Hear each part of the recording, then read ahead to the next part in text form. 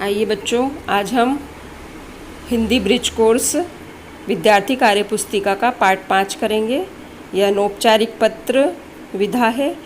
इसमें Abraham Lincoln का पत्र अपने पुत्र के शिक्षक के नाम है और इसमें जीवन मूल्यों की समझ नामक कौशल को विकसित करने का उद्देश्य से लिखा गया है इस पाठ को। और ये इसका पाठ थोड़ा बड़ा है, इसलिए मैं आखिरी में पढ़ूंगी। और अभी हम कार्यपत्रक करेंगे। कार्यपत्रक 1, इसमें श्रुतिलेख लिखना है हर पाठ में तरह। तो श्रुतिलेख कोई भी आपको बोल के लिखवा सकता है या फिर आप कठिन शब्दों को स्वयं 5-5 बार लिखकर याद करें। कार्यपत्रक 2, इसमें दिए गए शब्दों के अर्थ सहित वाक्य बनाना है। मृदुभाषी, मीठी वाणी बोलने वाला हमें सदैव मृदुभाषी होना चाहिए। सम्माननीय, सम्मान करने योग्य, हमारे गुरु हमेशा हमारे लिए सम्माननीय होते हैं। अविस्मरणीय, न भुलाने योग्य, हमारी यात्रा अविस्मरणीय रही। फरिश्ता, देवदूत, खूबसूरत फरिश्ता होता है छोटा सा नन्हा बालक। अगाध, बहुत गहरा, दोनों बहनों में अगाध प्रेम है। सहानुभूति का अर्थ है हमदर्दी, हमें दिव्यांगों के प्रति सहानुभूति रखना चाहिए। कनखियों, आँखों की कोरों से, आँखों से जो साइड से देखते हैं उसे बोलते हैं कनखियों। वो हमेशा कनखियों से देखती है, मतलब ऐसे आँख से तिरछे देखना। बाहुबल, शक्तिशाली, हनुमान जी का बाहुबल बहुत ही अधिक है। अंतरात्मा, जीवात्मा, हमारी अंतरात्मा की आवाज़ सुनना चाहिए। सनकियों, विचित्र तरीके, सनकियों को नज़रअंदाज करना चाहिए। ये है वाक्य प्रयोग। ये वाक्य प्रयोग आप अलग भी बना सकते हैं अपनी मर्जी से। अब कार्यपत्रक 3, नीचे दिए गए प्रारूप के अनुसार अपने मित्र को जन्मदिन की बधाई देते हुए पत्र लिखें। ये पत्र अनौपचारिक पत्र है। जब भी हम घर परिवार या मित्र को पत्र लिखते हैं वो अनौपचारिक होता है। और एक होता है औपचारिक पत्र, वो जब हम किसी कार्यालय को देते हैं या किसी अधिकारी को देते हैं तो वो औपचारिक पत्र होता है। अभी हम अनौपचारिक पत्र लिख रहे हैं, तो जो इसमें लाइनें दी है और जो लिखा है उसको नहीं उतारना है, उसकी जगह जो लिखा है उसको उतारना है। जैसे पत्र भेजने वाले का पता, तो ये जिसको जो पत्र भेज रहा है उसको अपना पता, जैसे हम अपनी सहेली को लिख रहे हैं तो अपना पता लिखेंगे, यहाँ पे दिनांक लिखेंगे। फिर उस संबोधन, मतलब हम उसको क्या बोलते हैं, प्रिय सहेली या प्रिय वंदना या जो भी उसका नाम है वो लिखेंगे। और अभिवादन मतलब नमस्ते या नमस्कार भी लिख सकते हैं। और उसके बाद हमको जो संदेश देना है, मतलब हमको जो उससे बात करनी है, चिट्ठी लिखना है, जो जैसे इसमें दिया है मित्र को जन्मदिन की बधाई, तो इसमें जन्मदिन की बधाई लिखेंगे।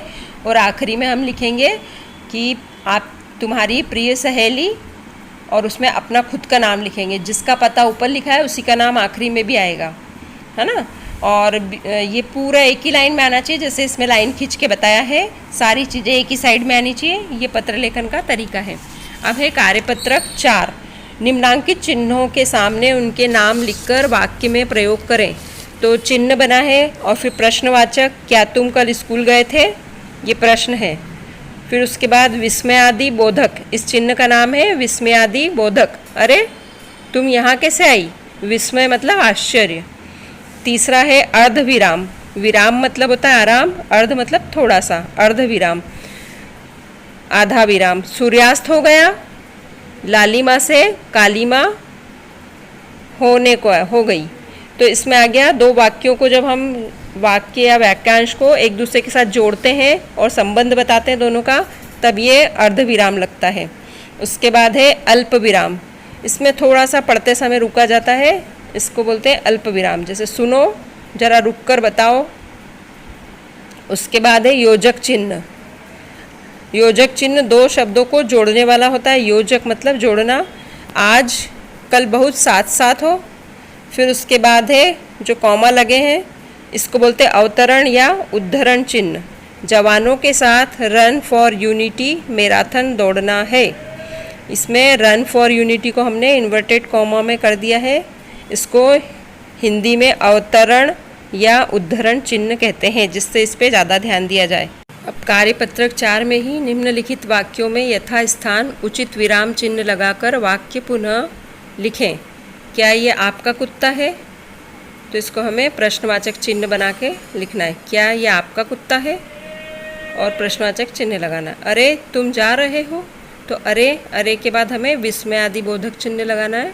फिर तुम जा रहे हो और पूर्ण विराम। मेरी टोकरी में आम, केला, सेब आदि फल हैं, तो हमको इसको लिखना है मेरी टोकरी में आम, फिर अल्प विराम, केला, अल्प विराम, सेब आदि फल हैं, पूर्ण विराम। फिर उसके बाद उसे यह भी सिखाना, धोखे से सफलता पाने से असफल होना सम्माननीय है, तो उसमें लिखना है उसे यह भी सिखाना, फिर कॉमा लगाना है, मतलब अल्प विराम लगाना है। धोखे से सफलता पाने, फिर अल्प विराम से असफल होना सम्माननीय। इसका मतलब ये लिखा है कि हमें किसी को धोखा दे के सफलता पाने से अच्छा है कि हम असफल होके सम्मान पाएं। दुश्मनों के साथ साथ मित्र भी होते हैं, तो इसमें दुश्मनों के साथ साथ में योजक चिन्ह लगेगा, जोड़ने वाला। मित्र भी होते हैं और फिर पूर्ण विराम। आखिरी वाला है सच मानो, फिर उसमें कॉमा लगा है, अल्प विराम। मेरा बेटा एक प्यारा सा नन्हा फरिश्ता है। इसमें आखिरी में विस्मय आदि बोधक चिन्ह लगा है, उसे हटाकर पूर्ण विराम करना है। और अब कार्यपत्रक 5 रिक्त स्थानों की पूर्ति कीजिए। ऊपर शब्द दिए हैं, उनको हमें नीचे खाली स्थान में भरना है। पहला, दुष्ट व्यक्तियों के साथ साथ आदर्श प्रणेता भी होते हैं। दूसरा में आएगा दुश्मनों के साथ मित्र भी होते हैं। तीसरा, हर विरूपता के साथ सुंदरता भी होती है। चौथा, हार के साथ जीत की खुशियाँ मनाना। पांचवा है धोखे से सफलता पाने से असफल होना सम्माननीय है। फिर छठा है बुरा है कौन और अच्छा है कौन। ये खालिस्तान हो गए। अब कार्यपत्रक 6 में हमें जोड़ी मिलाना है, मिलते जुलते अर्थ के साथ युग्म बनाना है। मतलब युग्म मतलब जोड़ा। चुप चाप, लंबा चौड़ा, ठीक ठाक। और फिर उसके बाद है दुख सुख, आचार विचार, आस पास, उछल कूद, तन बदन, खेती बाड़ी, जैसे तैसे। ये जोड़ी बनानी है। और उसके आखिरी में है कार्यपत्रक 7, अपने मित्र को प्रावीण्य सूची में प्रथम स्थान प्राप्त करने पर बधाई पत्र लिखें। यहाँ मैंने पत्र लिखा है, सभी चीज़ एक लाइन में आनी चाहिए। और सबसे पहले हमें अपना नाम लिखना है, फिर अपने घर का पता लिखना है, शहर का नाम, दिनांक, ये सब डालना है। फिर नीचे अपनी सहेली का नाम आएगा, प्रिय सरिता लिखा है मैंने, आप अपनी सहेली का नाम लिख सकते हो। फिर उसके बाद हमें लिखना है सस्नेह नमस्ते, आशा करती हूँ कि सब कुशल होगा। मैंने तुम्हें प्रावीण्य सूची में प्रथम आने की बधाई हेतु पत्र लिखा। तुमने बहुत मेहनत की थी, उसका तुम्हें अच्छा परिणाम या फल मिला। तुम्हारी मेहनत सफल हुई, घर में सभी बहुत खुश होंगे। मम्मी पापा को मेरा प्रणाम कहना। और ये अनौपचारिक पत्र है, इसमें और भी जो भी आपका मन करे वो लिख सकते हो। और आखिरी में लिखना है तुम्हारी सहेली और अपना खुद का नाम है जो ऊपर ही ऊपर हमने लिखा था, ममता।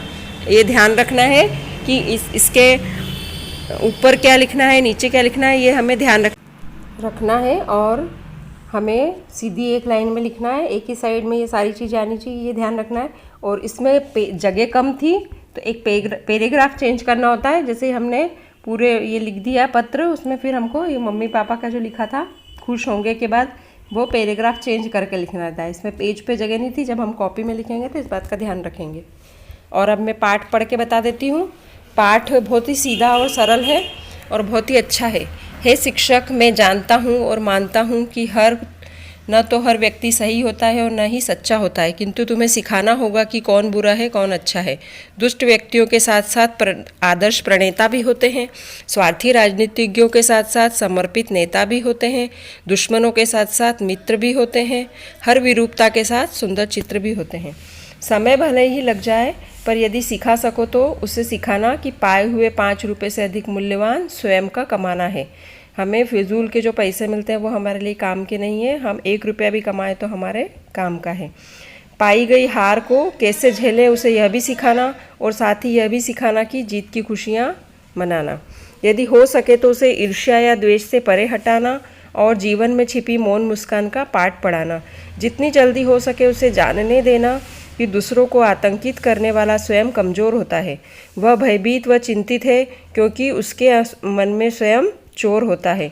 उसे दिखा सको तो दिखाना, किताबों में छिपा खजाना, और उसे वक्त देना चिंता करने के लिए कि आकाश के परे उड़ते पंछियों का आह्लाद, सूर्य के प्रकाश में मधुमक्खियों का निनाद, हरी भरी पहाड़ियों में झांकते फूलों का संवाद कितना विलक्षण होता है, अविस्मरणीय, अगाध। उसे यह भी सिखाना धोखे से सफलता पाने से असफल होना सम्माननीय है और अपने विचारों पर भरोसा रखना अधिक विश्वसनीय है। चाहे अन्य सभी उनको गलत ठहराएं, परंतु स्वयं पर अपनी आस्था बनी रहे, यह विचारणीय है। उसे यह भी सिखाना कि वह सदय के सदय हो किंतु कठोर के साथ हो और लकीर का फ़कीर बनकर स्वयं भीड़ के पीछे न भागे तो जो करती हो निरर्थक शोर।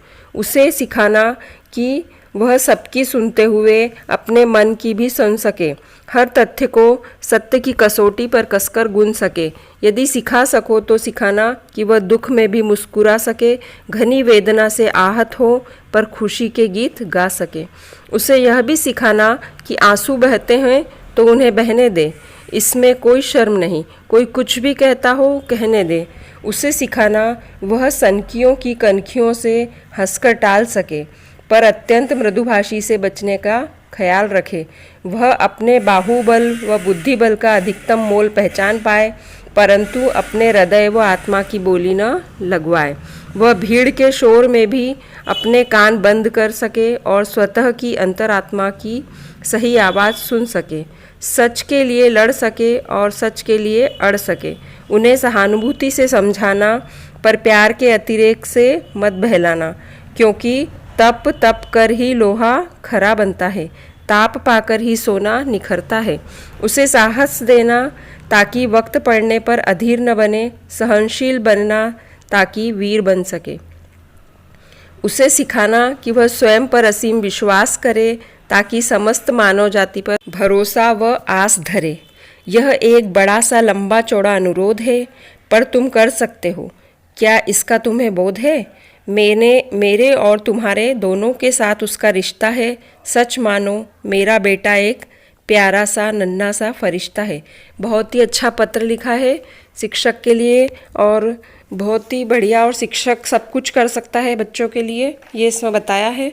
और उन्होंने बहुत सुंदर पत्र लिखा है और इसमें बहुत थोड़े कठिन शब्द भी आए। मैं पाठ तो यहाँ समझा नहीं सकती तो मैं कठिन शब्द आपको डिस्क्रिप्शन बॉक्स में कठिन शब्द लिख लेना आप लोग, है ना। ठीक है, धन्यवाद बहुत बहुत। बहुत अच्छे से पढ़ो, आगे बढ़ो।